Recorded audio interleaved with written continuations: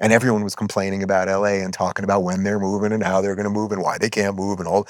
And I was like, guys, I haven't been here for 2 years. I forgot what this conversation is like because that's all I used to have with these people. Yeah. We would do it at my house, but it was the same thing. Who's going to leave? And then someone would move.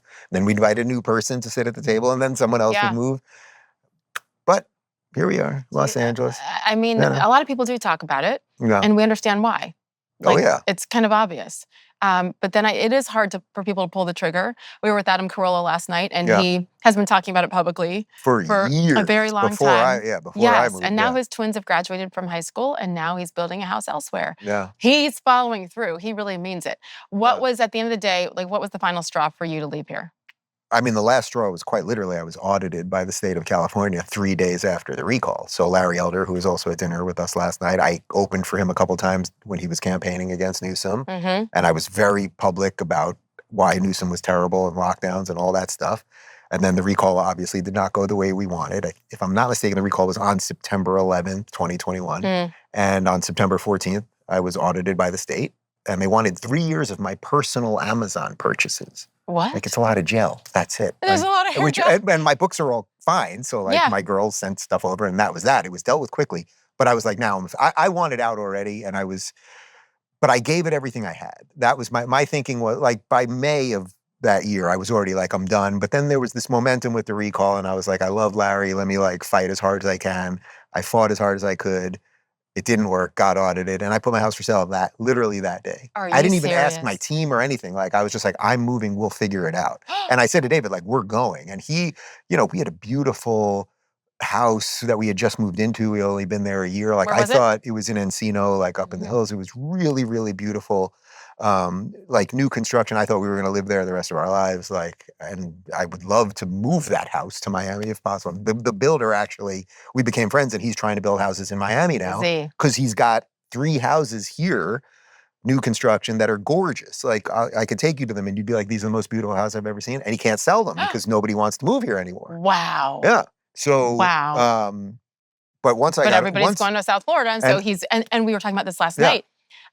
Yes, there's no state income tax, and there's a million financial benefits to it. But that's not. And at the same time, and this, especially in Miami and certain pockets that are very desirable places to live. Yeah. What was the comparison that you gave? Like a $4 million home. Oh, a $4 million home here. Yeah, in LA. And by the way, $4 million is a lot of money. Yes. And all. So, but a $4 million home here is probably like a $9 or $10 million home there. Truly. Miami. Like, people don't realize how out of whack it's got. But when everybody wants to leave one place and everyone wants to come to one other place, like, that's what's going to happen. So it's funny because people will be like, oh, there's traffic in Miami now, and there never used to be traffic, or the house prices are going up, or whatever. Yeah. It's like, these are good problems. They're good problems because they're problems of success, and they will be solved if you have competent governance. And they'll look at, they're doing so many infrastructure projects in Miami right now. I mean, you drove me from my house. I'm his best Uber driver ever. Thank you. You are an amazing 5 stars, by the way. You know what's hilarious? I don't even know if I told you this. You drove me from my place up to Fort Lauderdale or Palm Beach or something. Oh, Palm Beach.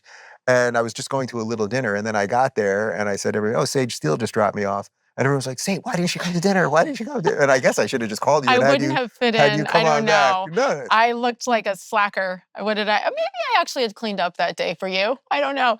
But I think it was Sage Steele-ish. It was Palm Beach. Like, I haven't been around, and I'm in Fort Lauderdale almost full time. Soon to be kind of your neighbor. And, I mean, this is dressy for Fort Lauderdale, right? And that's the way I want it, right? Yeah. But at Palm Beach, there's a little bit, not intimidation, but it's like, oh, Palm Beach. You know what I mean? Oh, yeah. I don't live in Palm Beach, but it's a whole other thing over there. Yeah. It's like, because the money is like a different level of money, or it's older money something like that. Where in Miami now, it's like you're getting all of these people that are coming from New York and Cali mostly. They obviously have some level of wealth, and they're coming, but they're also, like, you can see all of them are kind of going through their own awakenings, right? Like the year of craziness that you went through, that you lived through a certain wake up, and that I've been through for a long time, and so many people have been through. They're all going through their own version of that because of what happened with COVID or what's gone on with all the crazy woke stuff or anything else. And then they're coming to a place where they can just live and it's just fine, and it's actually much better than just fine. It's really good. And they're very appreciative of that. So I love that first year when I got there. Like, I would wear my Florida hat all the time when I was walking the dog because I wanted every neighbor to know, you do not have to be afraid of those two guys who just moved into that house. Like, uh-oh, they're coming from Cali. Oh, and they're gay. Yeah. Watch out. They're coming here to ruin this place. And it was very important to me to make sure that nobody felt that. So even now, like when I'm walking the dog, I say hi to every single neighbor. Interesting. Every single neighbor. I want them to know that I'm here. I'm very appreciative that you guys did this right. Like Florida man was a joke, right? Like Florida man rips baby out of gator's mouth while smoking meth, but like Florida man did something right, and I think we really owe that person something, because if I was still here now, I would be out of my mind. There's no way. Once you see it.